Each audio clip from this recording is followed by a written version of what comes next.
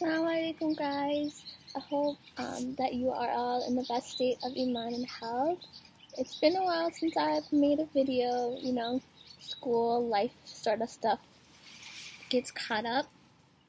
But inshallah, this topic I wanted to discuss today is actually divorce. Like, dun dun dun.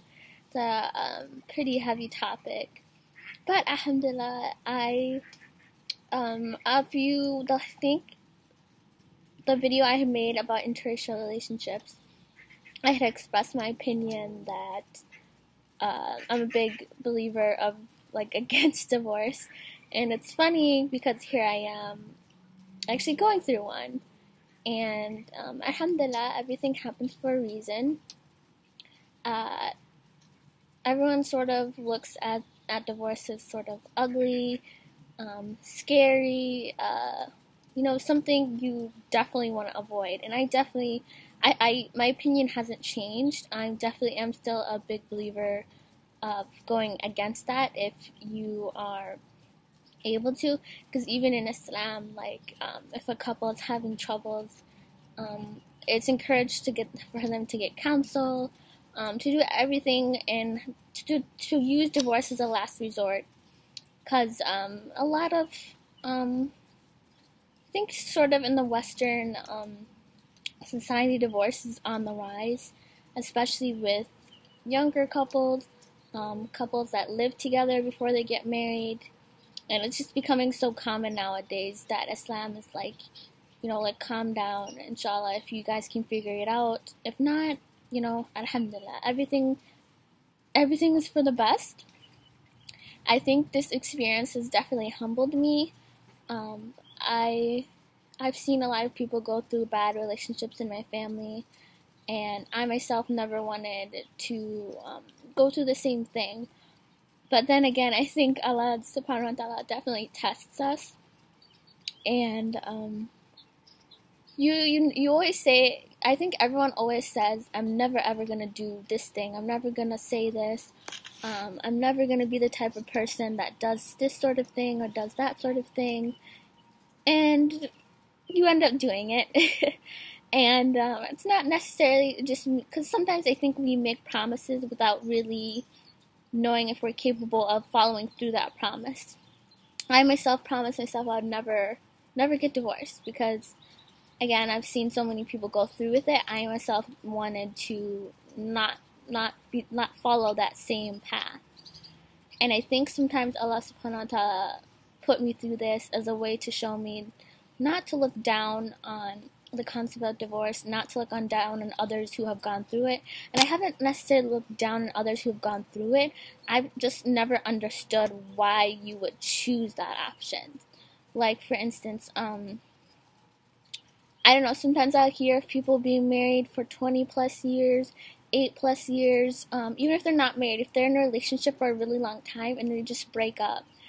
And I'm obviously not like a marriage counselor or like an experienced person who's been in a really long relationship, so I don't know everything. But when I hear about it, I'm literally like, why?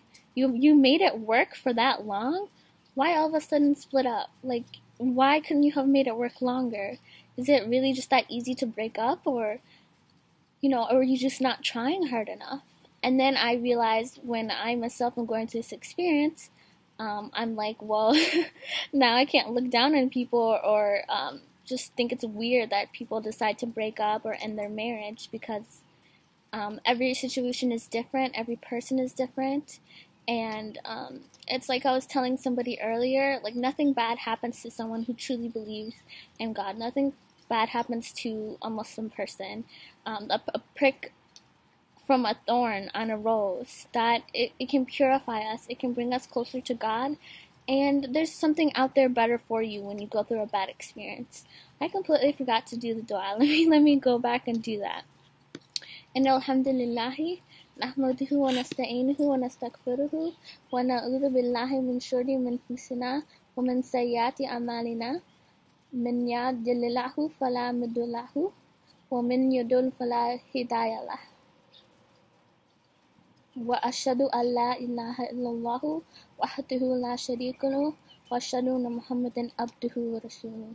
Allahumma salli ala Muhammadin wa ala ahli Muhammadin kama sallaita ala Ibrahim wa ala ali Ibrahim innaka Hamidum Majid.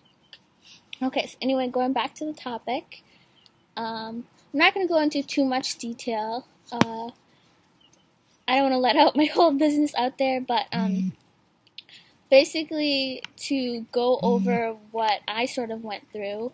And the thing about it is, like, my situation, it's not like an ugly one. More than anything, because I think divorce can go like one of two ways. It can be very ugly, you know, especially if there's children involved. It can be very ugly. It can be very heartbreaking. It can be very upsetting, because either these two people had these expectations of staying together for a long time, or other people, like family and friends, had the expectations of them being together, you know, until Jannah. But, you know, again, we can always have plans, but Allah Subhana Wa Tala is the best of planners, and we can just trust in Him, because the thing about it is making a decision like this is never easy, even if, no matter who is initiating it, because even in Islam, like, a man or a woman can initiate a divorce, and no matter if you're initiating, no matter if you don't want it to happen, I went to a sheikh and I asked him, and he's like, it's hard for both parties, no matter who wants a divorce and no matter who doesn't want it. It's very hard for both parties, and to just rely on Allah and trust in yourself as well. Because, again, to be honest, I haven't been married that long. I haven't even talked about being married on this channel. Just because, one, again, especially when I am going to get married again, I'm going to probably do the same thing. I'm going to keep it on the down low, just because I believe the shaitan is, you know, shaitan is always there. If you reveal a lot about your relationship, you know, people can get in between it. People can get jealous really easily as well. It's obviously not your fault. You know, we want to be happy for our brothers and sisters, and I definitely am. I'm so happy for all my brothers and sisters that are getting married recently. May Allah bless your marriage. By no means, if you're watching this video, don't get discouraged about getting married. Again, everyone's situation is different. But yeah, it can be tough sometimes going on social media and seeing happy couples, and you're like, oh man, you know, I want that. So I never wanted to give anyone that type of feeling, so I always kept my marriage on the down low. But I was pretty young when I got married, about 18, and it was to someone out of the country. Like, I live in America, and he was from Africa. So I'm just learning. I'm 20 years old now. I'm just learning who I am as an individual. And you can get married young. Everyone's situation is different. I've heard of sisters get married as young as 16 or 17, and it's worked out for them. And there's people who've got married as late as like 23, 24, 25, and it's still worked out for them. So it definitely depends on you and what you're capable. For me, at the time I got married, I didn't have a lot going on for me at the time. I was out of school, I was just working, and the only reason I was working is for, you know, so I could get married. And I didn't really get to chance to know who I was before I got married. I only have recently discovered that I'm passionate about activism, passionate about volunteering, I'm passionate about environmentalism, I'm passionate about vegetarianism. And it's just like, I'm literally discovering who I am, and I'm so happy as an individual. Like, I don't know, like, I'm fine with not being married at the moment, because it's like, I'm still discovering who I am, and I can discover someone else along the way. Like, I can discover my partner, or not, just find my partner along my journey of, you know, doing what I do. Because, again, like, when I had gotten married, I didn't really have anything going for me. I had no idea what I wanted to do in life. And, I mean, I'm not like 100% confident of what I want to do in life now either. But I do have a really big idea of the things that I want to do and the type of person I want to be with. And that's what I suggest. No matter how old you are, 16, 17, 25, 28, know what you want in another person. A lot of the things that because deen and character, of course, are because that's what I was told when I got married, is that deen and character are the only things that matter. That's not true, at least from my point of view. Because if you're going to spend the rest of your life with a person, you should be attracted to them. You should have a common understanding, meaning that, like, again, for me, like, I have realized that it's better for me to marry someone from America. This is where I've grown up, even though my ethnicity is, like, my parents and my just my mother, my grandmother, my great-grandmother, a lot of my family members were not born here. This is all I know. To have a common understanding about what's going on here, what I'm going through as a college student, my ideas, my values, my morals, a lot of that comes from Islam. So you can have a common understanding if you marry someone from a different country. But again, it'll be a lot harder for them to understand how you think and what you know, because everything is different there. Like, it's a whole different world there than it is here. Okay, so common understanding and a connection. Like, I'll be honest, like, I can have a connection with almost anyone. Like, if I like to talk, like, as you can see, like, we're already talking, I'm already talking too much. Just having a connection and a general understanding of what you want to accomplish. Like, again, like I said, I'm really passionate about activism. If I could find, inshallah, someone who's also passionate about that, that'd be the greatest thing for me, because that's what my friends are like. My friends literally, like, we have that in common, wanting to, promote all the dangerous stuff that's going on around the world, and, protesting and speaking about it on social media, and just having that understanding. It's so beautiful. Like, literally having someone understand you and that'll listen to you and who is just as frustrated as you as what's going on around the world. That's so beautiful. Like, I cannot tell you that gratification that you can have when someone really gets you that way. Compatibility, which is, again, going along with the understanding and just knowing that, this person can understand you when you're upset, can understand you when you're sad, can understand the type of things that you want to do in life as well, because there is a big difference being an American Muslim versus being an African Muslim, because, again, even though you have Islam in common, even though this person is kind and has character, are they going to understand when you want to go out to a protest? Are they going to understand when you want to go to a halakah? Are they going to understand when you are frustrated about what's going on in different countries? Are they going to understand how passionate you are about animals? Are they going to understand that you have made the choice to be a vegetarian, which I have, by the way? Yeah, are they just going to have that common understanding? Or, like, when you go to school, like, are they going to push you and want you to have the same things that they do? And the last one would definitely be attraction. Okay, and remember, these things that I have said, these are besides deen and character. Deen and character are very important. But again, a lot of people are like, oh, looks don't matter. They do. Not as much. You should be attracted to this person. Again, if you're going to get married and you're going to be with this person for the rest of your life, you want to be satisfied with the way they look. Yes, the looks aren't going to last forever. Beauty does fade. Alhumdilah, we aren't meant to stay beautiful and gorgeous for the rest of our lives.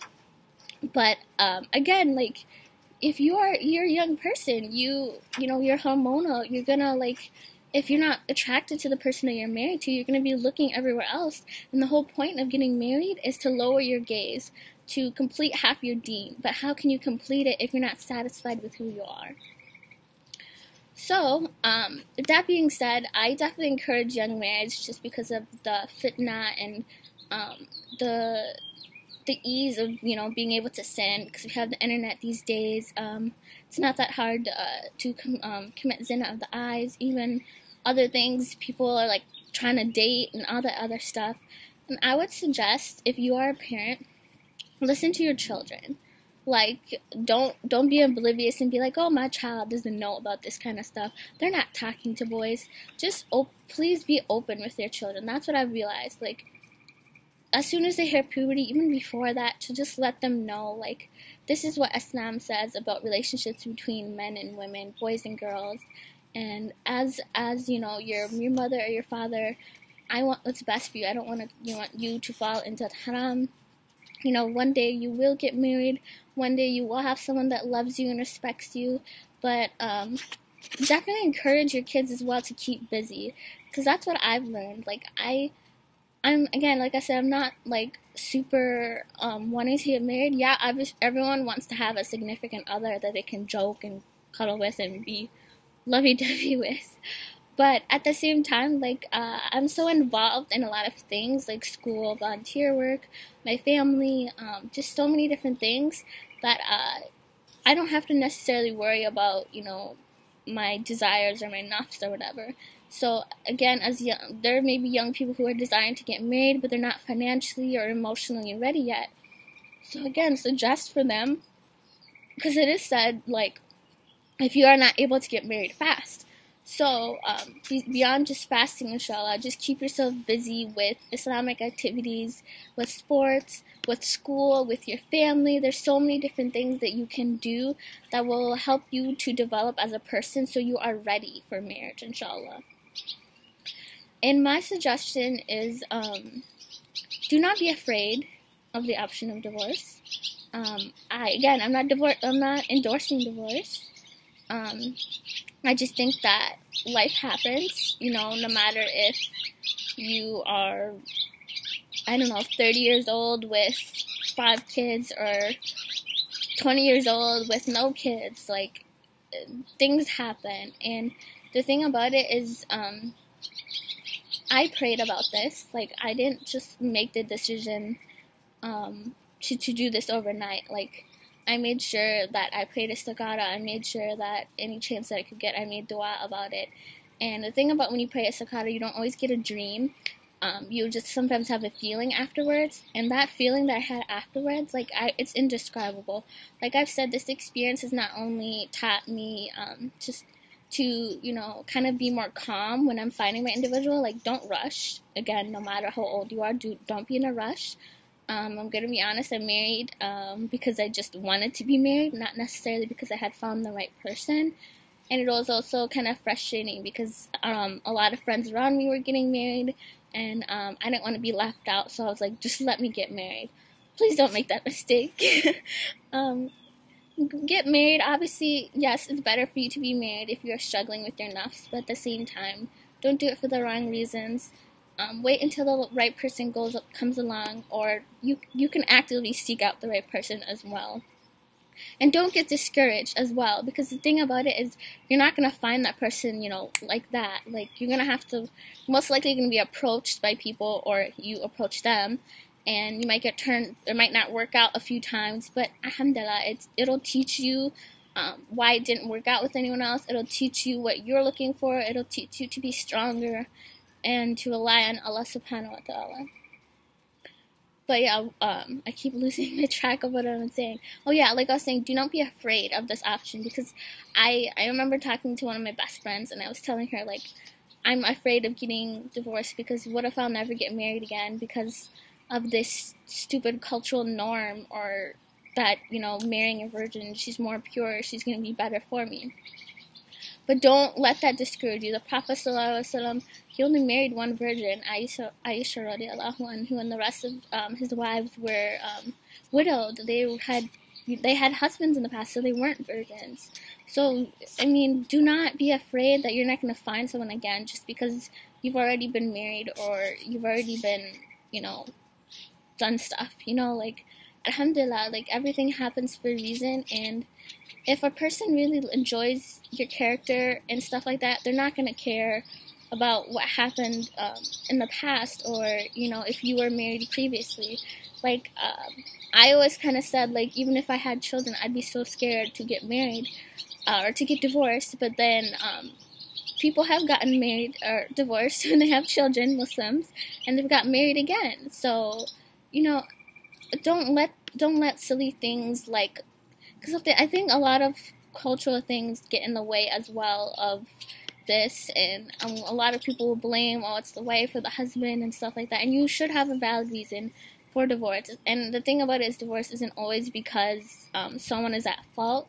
It could just be that the two people were not married together, or not meant to be together.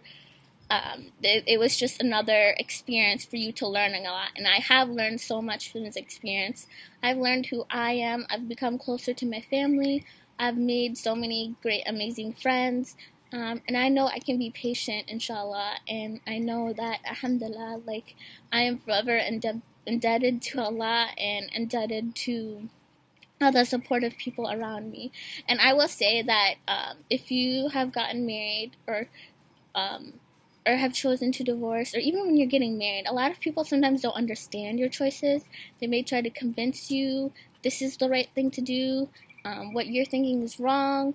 And as long as you're not doing something haram, it's not haram to divorce. You know, it's an option for us, you know, like, just like marriage is an option for us, like a blessing.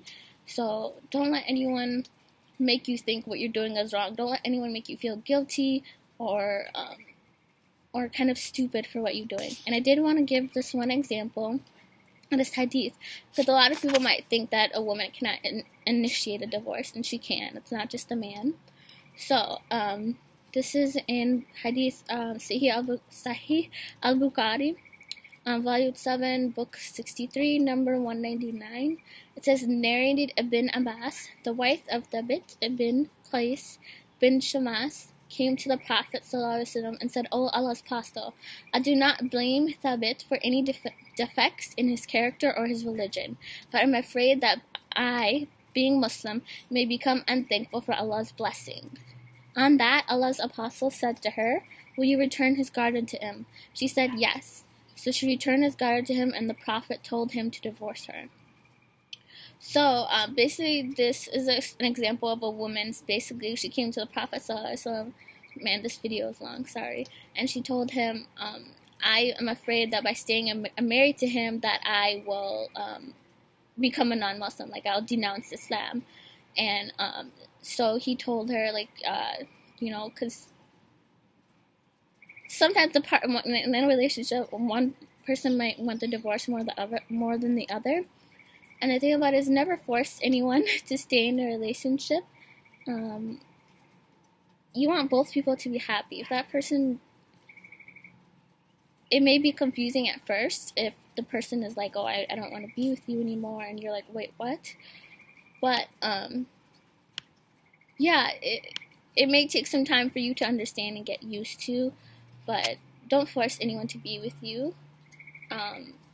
Inshallah, this person, like, even in this hadith, it said as well, like, the woman said there was no defects in his character or his religion, because there's one hadith that says, if you do not have a valid reason for divorce, that you will not smell the sweetness of paradise. So, I mean, the reason doesn't necessarily have to be, like, religion or character. There's something wrong with the person. It just maybe that you're not meant for this person. You don't really feel love or connection, or there's just something that is not right. And I'm going to read this Quranic verse as well. Like, I've gone way too long talking. This is, I think, Surah al-Baqarah. Wait 1 second. Yep, Surah al-Baqarah, verse 232. It says, and when you have divorced the women, and they have ended their term of waiting, which is the 3 months, like 3 menstrual periods after you get divorced, then do not prevent them from marrying their husbands when they agree among themselves in a lawful manner. With this is admonished he among you who believes in Allah on the last day. This is more profitable and purer for you, and Allah knows what you do not know. Sorry about that. Yeah, divorce is kind of complicated as well. There's a lot of kind of rules and things that go along with it. I'm not a scholar, so I'm not going to really mention them. I will say it definitely depends on the situation. If you are seeking it out, definitely seek the advice of a scholar. It's getting kind of dark out.